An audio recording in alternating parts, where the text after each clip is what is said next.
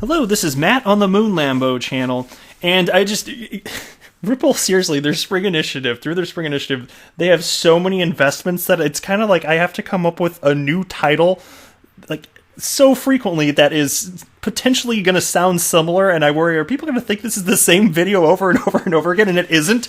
It's just Ripple Spring Initiative. They are out there, they're just investing like crazy. Check out this piece. I got this from XRP Crypto Wolf. Here it is, and it's I like this, written in a Coil blog, Investing in Vega Protocol. Now, this piece was written by Vanessa Prestrito, and here she is on Twitter here, and she is the director of Spring at Ripple. And so the Vega Protocol, I actually was not familiar with this, so I looked them up on Twitter here. Here they are. I just followed them. And here's how they describe themselves. Decentralized infrastructure that allows anyone to create products and markets, be market maker, or trade. Now, that should make everybody's ears perk up. I hope you know why. If not, I'm happy to explain. How important is it to make markets as it pertains to moving XRP around the world as a bridge currency via XRapid, which is now known as on-demand liquidity? So I'm going to be getting into that. I've also got a piece, maybe crypto, titled Ripple's Brad Garlinghouse says there's no reason why firms shouldn't work with Iran. And then I've got one piece unrelated to Ripple and XRP I just found interesting. It's from Daily Hodl. U.S. senators send ominous letters signaling potential liabilities over Facebook's crypto project Libra. Now, before we get rocking and rolling here, ladies and gentlemen, boys and girls, if you would please delicately tap that like button, but don't get all smashy with it. Just a reasonable, adult-style, delicate tap will do. It's just as effective as if you break your mouse, you're just smashing the button. It's not going to do any good. And go ahead and subscribe to the Moon Lambo channel. There are worse ways to spend your time, I assure you. So let's go ahead and dig right in here. And by the way, this piece, I'm going to tell you, I'm going to run through this whole thing. It's not that long. It does reference why XRP is important, and I want to talk specifically why I think this matters as well. So again, investing in Vega Protocol. Decentralized finance is innovating on market access for trading, lending, making markets, and more. The DeFi industry overall has the potential to realize more efficient economics for all participants. It is early days for DeFi, and the market for decentralizing infrastructure for new applications and use cases is growing. Exploring this developing industry requires building, partnering with, and investing in great teams that are aligned with the future of finance. As we build out our own engineering team, Spring will continue to engage with DeFi teams and communities to support the future of DeFi, including the derivatives industry, a $1 trillion market. I am pleased to announce our investment in Vega Protocol. Vega is a protocol for creating and trading derivatives on a fully decentralized network. It is designed to work with multiple currencies where assets are collateralized on its host chain.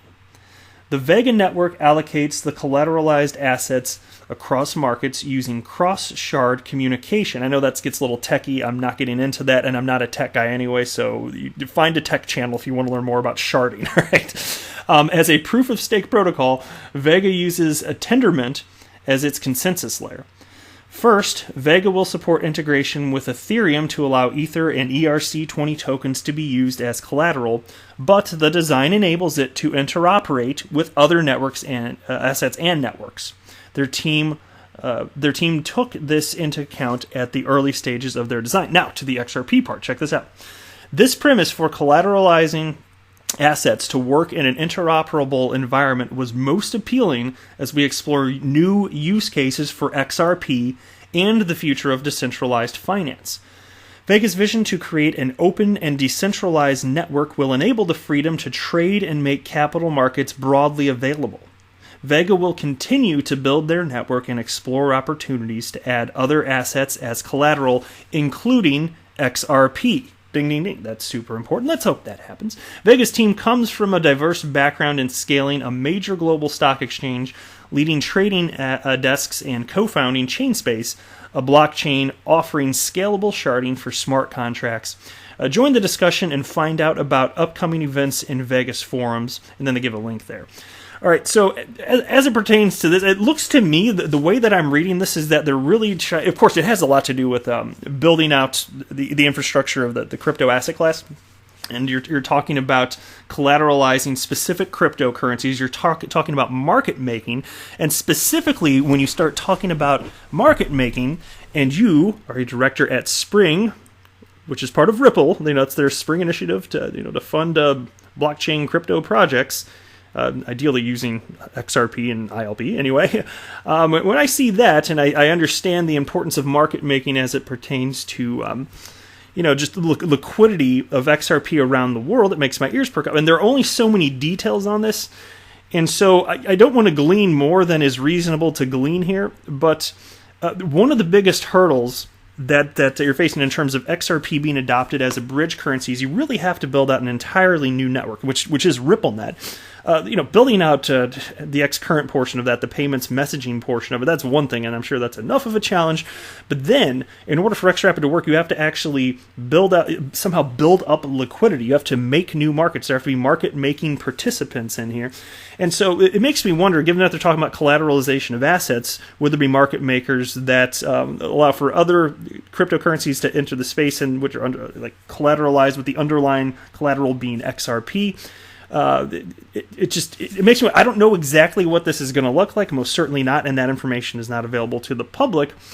But as it pertains to the development that needs to take place within RippleNet and the words that are used within this article, it just makes me wonder: is part of the intent to combine the two?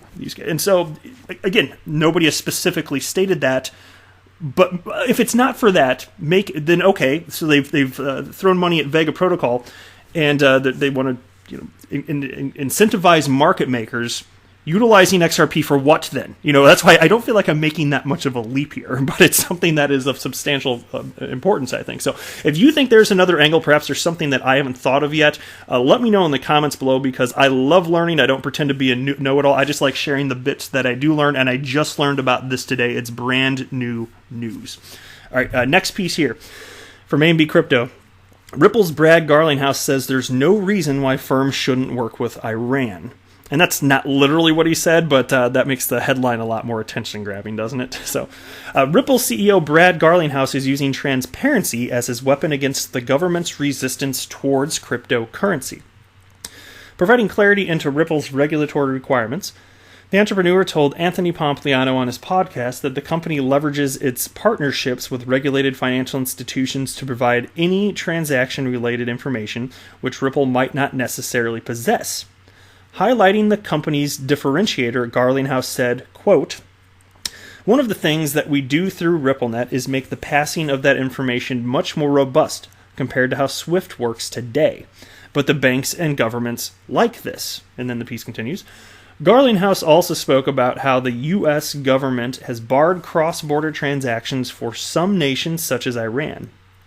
Dismissing the move, Garlinghouse said that they are also part of the global banking infrastructure, and there's no reason why Ripple shouldn't work with them.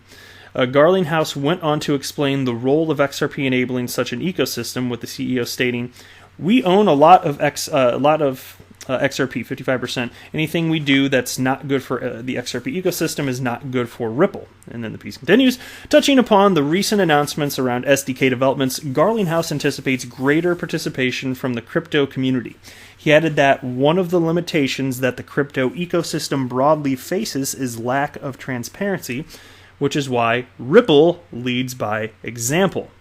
To conclude, and in what came across as a reassurance to the thriving XRP army, Garlinghouse stated that it wouldn't be in Ripple's best interest to dump the tokens which had been previously speculated to depreciate the value of the cryptocurrency. Well, that part is certainly true. Let's just talk about this whole Iran thing. Look, Ripple is not the company that has the bank's customer information. They quite literally don't. The way that RippleNet works with the blend of Xcurrent and Xrapid, which, Xrapid now being known as ODL, on-demand liquidity, all it's doing is connecting to endpoints, but the privacy layer, which is really important to the banks, is not in any way intermingled with that. whatsoever. So Ripple has no special information. So the way in which this money moves around the world, basically look at it like this. Anywhere in which Swift operates, Ripple will be able to as well. It's not about them picking specific countries like Iran, and that's why I think that the title of this was a bit misleading, kind of designed to get more clicks. But that's not exactly what he said if you listen to the entire interview with Anthony Pompliano there. And so they didn't add appropriate context, so I wanted to kind of add to that. But that's what he actually stated in the interview. And I'm paraphrasing, but that is what Brad Garlinghouse said. I listened to the whole hour-and-a-half podcast. All right, last piece here. U.S. senators send ominous letters signaling potential liabilities over Facebook's crypto project, Libra. Seems really zoomed in. What is going on here? All right, sorry about that. Facebook's business partners may be putting themselves in the proverbial hot seat. According to letters issued by members of the U.S. Senate to members of Facebook's Libra Association, the nonprofit organization that is overseeing the tech giant stablecoin project Libra.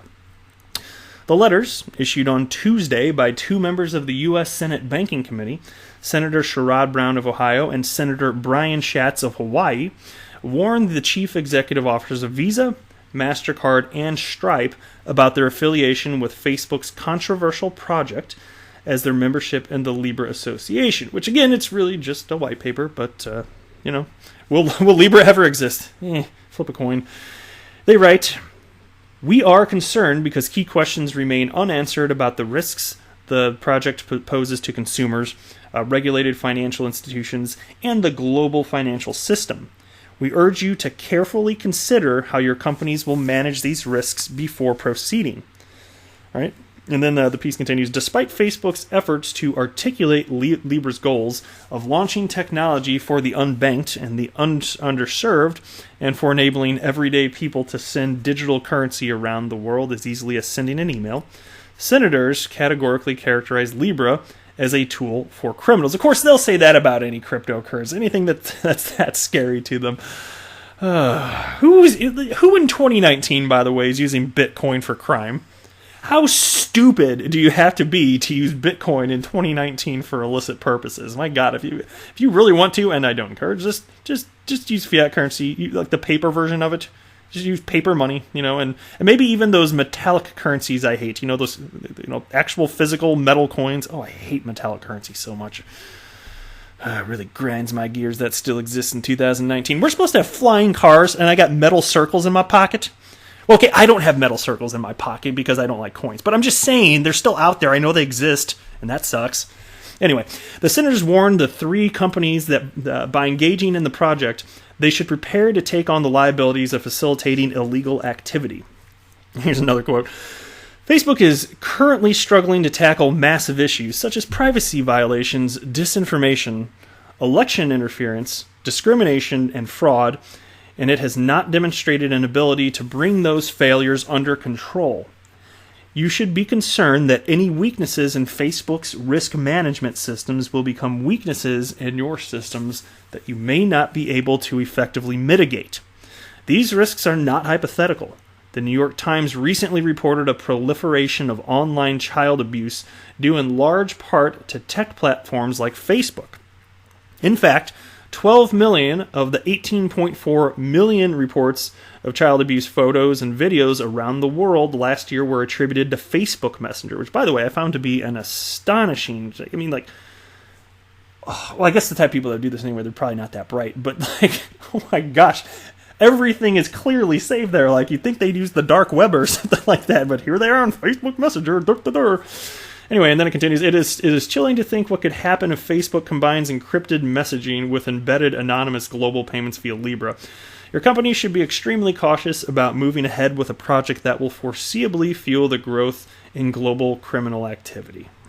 Man, I'm not sure I buy the... I can appreciate concerns. I'm not so sure that I buy the argument. It's just another way to move fiat currency around. That's all Libra is. It is fiat, essentially. It's a basket of fiats, and then it moves in a different manner. It's more about, I think, a lack of understanding, and then maybe some individuals are concerned about losing their own power. That's about it. Anyway, the senators caution the CEOs whose companies dominate the payments industry to weigh the consequences of proceeding with Libra. And here's a quote: "If you take this on, you can expect a high level of scrutiny from regulators, not only on Libra-related payment activities, but on all payment activities." So there you go. That's it for this video. You can let me know what you think below. I am not a financial advisor. Do not buy or sell anything, because of anything that I say outright, that would be a very, very, very bad idea. Until next time, to the moon, Lambo!